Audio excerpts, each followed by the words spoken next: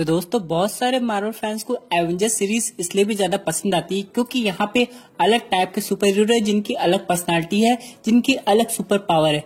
फिर भी ये लोग बड़े आराम से कंबाइन होकर साथ मिलकर काम करते हैं और ये सब तभी पॉसिबल होता है जब एक अच्छा लीडर इन लोग के साथ हो। एग्जाम्पल एवेंजर्स पार्ट 1 में कैप्टन अमेरिका की लीडरशिप की वजह से ये लोग लोकी से जीते थे।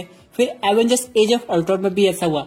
लेकिन फिर एवेंजर्स इन्फिनिटी वॉर में हम लोग क्या देखते हैं, कैप्टन अमेरिका और टोनी स्टार्क अलग हो गए थे और ये सब हुआ था सिविल वॉर के इवेंट्स की वजह से, जिसकी वजह से ये लोग थैनोस से हार भी गए थे। लेकिन एवेंजर्स एंड गेम में एक बार फिर ये लोग साथ में काम किए और एक अच्छी लीडरशिप स्किल की वजह से और अच्छे टीम वर्क की वजह से ये लोग जीत भी गए थे। अब यहाँ पे बहुत से मार्वल फैंस का ये क्वेश्चन होगा कि एवेंजर्स 5 में किसको लीडर बनना चाहिए। तो दोस्तों आज हम लोग पुराने एवेंजर्स को भी लेके चलेंगे और साथ ही में कुछ नए एवेंजर्स को भी लेके चलेंगे, जिससे हम लोग ये पता लगाएंगे कि इनमें से कौन लीडर बनेगा और कौन लीडर बन नहीं सकता है। तो दोस्तों कंप्लीट वीडियो को स्टार्ट करने से पहले आप लोग कर दीजिए वीडियो को लाइक और कमेंट कीजिए कि आपका फेवरेट एवेंजर कौन है। साथ ही साथ जो लोग मेरे चैनल पे नए आए हमारे चैनल को सब्सक्राइब करके हमारी कॉमिक बुक टॉक्स फैमिली का हिस्सा बनिए। तो दोस्तों सबसे पहले हम लोग बात करते हैं पुराने एवेंजर्स में से हल्क की। यहाँ पे दोस्तों प्रोफेसर हल्क ने बहुत अच्छा काम किया था एवेंजर्स एंड गेम में, क्योंकि दोस्तों वही थैनोस के बाद एक ऐसे सुपर हीरो थे जो स्नैप करने के बाद भी सर्वाइव कर पाए। अब यहाँ पे अगर हम लोग को एवेंजर्स 5 में ओरिजिनल हल्क की जरूरत पड़ेगी, यानी कि इनक्रेडिबल हल्क की, तब वो टीम को लीड नहीं कर पाएगा क्योंकि उसके पास अपने ब्रेन का कंट्रोल होगा नहीं। आप लोग जानते होंगे कि जब ब्रूस बैनर हल्क में ट्रांसफॉर्म होते हैं तो काफी एग्रेसिव हो जाते हैं और यही उनका एक प्लस पॉइंट होता है। अब यहाँ पर अगर हम लोग बात करें बाकी एवेंजर्स की जो करंटली अलाइव है, जैसे कि हॉकाई, तो वो इस समय नए एवेंजर्स को ट्रेनिंग देंगे, ना कि एवेंजर्स टीम को लीड करेंगे। और फिर रही बात थॉर की, तो बहुत लोग चाहते हैं कि थॉर एवेंजर्स को लीड करे। तो दोस्तों ऐसा पॉसिबल हो भी सकता है, नहीं भी, डिपेंड ऑन सिचुएशन।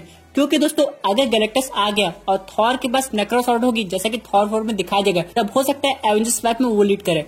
लेकिन अगर गैलेक्टस के अलावा कोई विलन होगा, मे बी थॉर की जगह कोई और सुपर हीरो आ जाए। फॉर एग्जाम्पल अगर एवेंजर्स 5 एवेंजर्स सीक्रेट इन्वेजन पे बेस होती है, तो यहाँ पे किसको लीड करना चाहिए आपके हिसाब से? भाई मेरे हिसाब से तो कैप्टन मार्वल, क्योंकि वो स्क्रल्स को अच्छी तरह समझती है और स्क्रल के इन्वेजन को वही रोक पाएगी। इसलिए अलग सिचुएशन में अलग लीडर सामने आएगा। इन सब के अलावा बहुत लोग सोचेंगे डॉक्टर स्ट्रेंज भी, तो डॉक्टर स्ट्रेंज तब लीड कर सकते हैं जब कोई मिस्टिकल सुपर विलन आ जाए, या फिर ऐसा कोई सुपर विलन जो सिर्फ मैजिक से सुपर हीरोज को हराना चाहता हो। अब यहाँ पे बहुत लोग सोच रहे होंगे कि हम लोग को एक ऐसे लीडर की जरूरत है जिसके पास अच्छी स्किल्स भी हो प्लस वो टेक्नोलॉजी भी प्रोवाइड कर पाए। तो टोनी स्टार्क के बाद अगला ऑप्शन ब्लैक पैंथर था और यहाँ पे जब से चैडविक बोसमैन यानी कि हमारे ओरिजिनल किंग चले गए हैं, तब से यहाँ पे अभी तक ये कंफर्म नहीं हो पाया कि रिकास्टिंग करनी चाहिए कि शूरी को ब्लैक पैंथर बनाना चाहिए। बहुत लोग का ये मानना है कि रिकास्टिंग कर देनी चाहिए, क्योंकि ब्लैक पैंथर को रोल सिर्फ एवेंजर्स 5 में नहीं होगा, बल्कि बहुत ढेर सारी ऐसी मूवी है जिसमें ब्लैक पैंथर एक पर्टिकुलर ग्रुप का मेंबर है। For example the illuminati. इसकी सबसे ज्यादा पॉसिबिलिटी है doctor strange multiverse of madness में, जहाँ पे हम लोग को टोनी स्टार्क दिखाई देंगे, फिर प्रोफेसर चार्ल्स ज़ेवियर दिखाई देंगे, फिर टचाला दिखाई देंगे, फिर नेवर दिखाई देंगे, ब्लैक बोल्ट दिखाई देंगे। तो यहाँ पे दोस्तों ब्लैक पैंथर का होना बेहद जरूरी है, इसलिए मेरे हिसाब से रिकास्टिंग होकर रहेगी। और इन सब के अलावा दोस्तों अगर एवेंजर्स टीम को प्रॉपर टेक्नोलॉजिकल गाइडेंस चाहिए तो ब्लैक पैंथर ही दे सकता है। यहाँ पे शूरी प्रोवाइड कर सकती है, लेकिन फिर शूरी टीम को लीड नहीं कर पाएगी क्योंकि वो एक तरह से न्यू एवेंजर्स है। उसके बाद दोस्तों अगले कैरेक्टर के ऊपर आते हैं जिसकी पॉसिबिलिटी सबसे ज्यादा है, जो कि न्यू एवेंजर्स टीम का भी पार्ट बन सकता है, और यहाँ पे जो ओल्ड एवेंजर्स टीम उसका भी पार्ट बन चुका है, जिसका नाम है स्पाइडरमैन। जी हाँ दोस्तों, बहुत लोग सोच रहे होंगे स्पाइडरमैन तो एकदम नया है, तो वो एवेंजर्स टीम को कैसे लीड करेगा? तो दोस्तों मैं आपको बताना चाहता हूँ, स्पाइडरमैन की लाइफ में ऐसे इवेंट्स हुए हैं जिसकी वजह से काफी ज्यादा समझदार हो गए। इसलिए अगर मान लीजिए डॉक्टर स्ट्रेंज किसी मल्टीवर्स में फंस गए हो और कैरल डैनवर्स अर्थ पे ना हो, फिर थॉर भी अगर गार्डियंस ऑफ द गैलेक्सी के साथ हो, जैसा कि स्पाइडरमैन फार फ्रॉम में दिखाया गया था, और कोई थ्रेट आता है अर्थ पे, तो उसे कौन डील करेगा? जाहिर सी बात है स्पाइडरमैन। तो यहाँ पे दोस्तों अगर ब्लैक पैंथर नहीं दिखाए जाएंगे मार्वल सिनेमैटिक यूनिवर्स में, तो स्पाइडरमैन का सबसे ज्यादा पोटेंशियल है। फिर भी दोस्तों आपका ओपिनियन बहुत ज्यादा मैटर करता है, इसलिए मैं चाहता हूँ आप सब लोग कमेंट करके बताइए एवेंजर्स टीम का लीडर किसको होना चाहिए।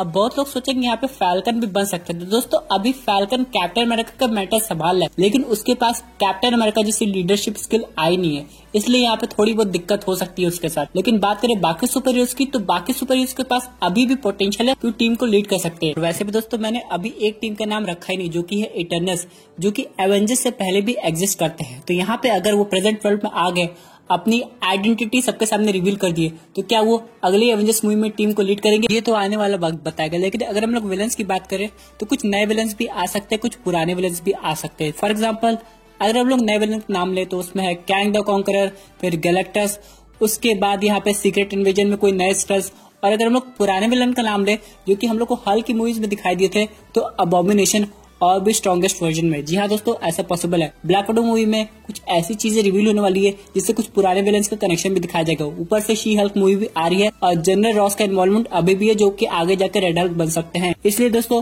अबॉमिनेशन भी एवेंजर्स 5 में आ सकता है, क्योंकि दोस्तों कोई भी बड़े विलन का सेटअप एवेंजर्स 5 में हो तो जाएगा, लेकिन उसका इंट्रोडक्शन बाद में होगा, जैसा कि थेनोस के केस में होता है। थेनोस को हम लोग ने एवेंजर्स पार्ट 1 मूवी से देखा था, लेकिन उसका final introduction Avengers infinity war और एवेंजर्स एंड गेम में दिखाया गया। उसी तरह गैलेक्टस के साथ भी हो सकता है, जिसका टाइटल होगा एवेंजर्स एज ऑफ गैलेक्टस। फिर ऐसा कैंग द कॉन्करर के साथ भी हो सकता है, जिसकी टाइमलाइन कनेक्टेड है लोकी की टीवी सीरीज से, और वो यहाँ पे अर्थ पे आ सकता है ताकि वो टोनी स्टार्क की टाइम मशीन को यूज कर सके और उसका सामना हो जाए स्पाइडरमैन से। जी हाँ दोस्तों, अभी भी मार्वल सिनेमैटिक यूनिवर्स में टाइम मशीन एग्जिस्ट करती है और यहाँ पे क्वांटम रील भी एग्जिस्ट करता है। ऊपर से दोस्तों यहाँ पे मोडॉक की एक अलग से सीरीज आने वाली है, जैसे हर एक सुपर हीरो एक दूसरे से इंटरकनेक्टेड है, वैसे हर एक विलन भी आगे जाके एक दूसरे से कनेक्शन बनाएंगे। और ये मत भूलिए दोस्तों कि हम लोग को एवेंजर्स की एनिमेटेड सीरीज भी सच होती हुई नजर आ सकती है, जिसमें हम लोग को वाकई में रेड स्कल, ड्रैकुला, मोडॉक ये सब देखने को मिले। ऊपर से अटूमा भी, जो कि आगे जाके नेमर मूवी में नजर आएगा।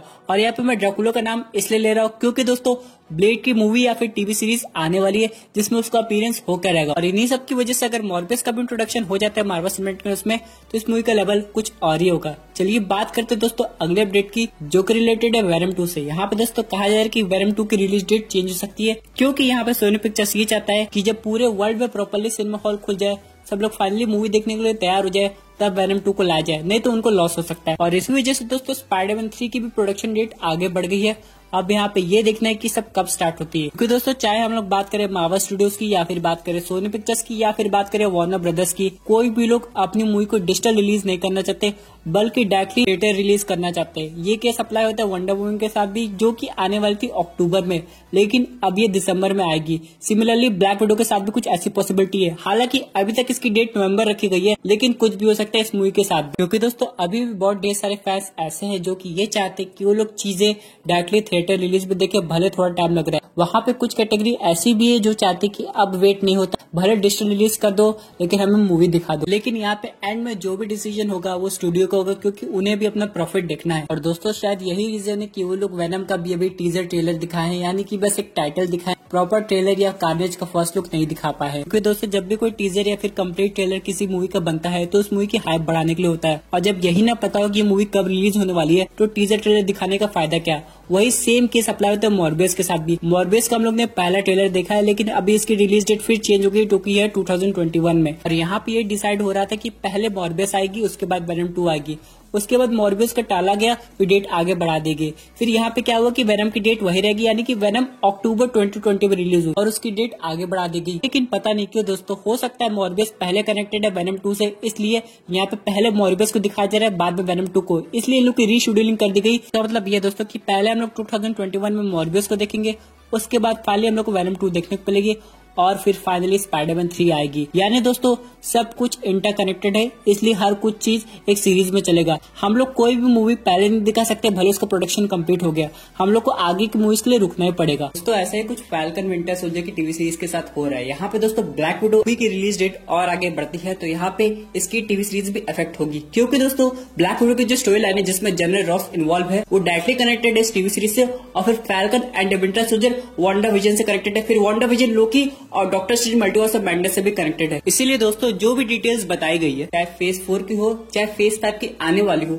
सबका अगर कोई सीक्वेंस है तो उसी ऑर्डर में सब कुछ रिलीज करना पड़ेगा। इन सब के अलावा दोस्तों एक और इम्पोर्टेंट अपडेट है इटर्नल्स मूवी से, जहाँ पे ये कहा जा रहा है कि इटर्नल्स के साथ बाकी लोग का भी ओरिजिन दिखाया जाएगा, जैसे कि नेमर का जो कि है एटलांटियंस, उसके बाद म्यूटेंट्स का, लेकिन एक और स्पीशीज है जिसका ओरिजिन दिखाना बाकी है, जो कि है इनह्यूमंस। जी हाँ दोस्तों, हम लोग ने इनह्यूमंस की टीवी सीरीज देखी थी, उसके बाद हम लोग सीजन 2 का भी वेट कर रहे थे, लेकिन वो आए नहीं। लेकिन क्या आप लोग चाहते हैं कि इनह्यूमंस दोबारा आए मार्वल सिनेमैटिक यूनिवर्स में? ऐसा हो सकता है इटर्नल्स के थ्रू। अब यहाँ पे इटर्नल्स में हो सकता है इनका भी ओरिजिन दिखाया जाए। दोस्तों इससे होगा क्या, आने वाली नए एवेंजर्स मूवी में हम लोग को अलग टाइप के सुपर हीरोज देखने को मिलेंगे, और जितने ज्यादा सुपर हीरोज हो उतनी ज्यादा अच्छी मूवीज होगी। और वैसे भी दोस्तों अगर इनह्यूमंस का टीवी सीरीज में पोटेंशियल नहीं है तो उन्हें मार्वल सिनेमैटिक यूनिवर्स में इंट्रोड्यूस फिर से किया जा सकता है, भले रिकास्टिंग ना हो, क्योंकि दोस्तों आगे जाके अगर एवेंजर्स सीक्रेट वॉर मूवी आती है तो इसमें ब्लैक बोल्ट का भी बहुत इंपॉर्टेंट रोल होने वाला है, इसलिए इनह्यूमंस को जरूर दिखाना चाहिए। क्योंकि दोस्तों अब मार्वल सिनेमैटिक यूनिवर्स में बहुत ढेर सारे सुपर हीरोज आएंगे और सबकी पावर्स काफी ज्यादा यूनिक होगी, जिसको देखने के बाद फैंस को एक डिफरेंट लेवल का एक्सपीरियंस मिलेगा। दोस्तों ये थी एक अमेजिंग अपडेट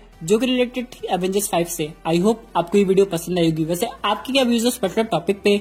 अपने व्यूज जरूर कमेंट कीजिएगा। और दोस्तों अगर आप ऐसे unique super hero content enjoy करना चाहते हैं तो हमारे चैनल को सब्सक्राइब करके हमारी सुपर हीरो फैमिली का हिस्सा बन जाइएगा। Thank you for watching.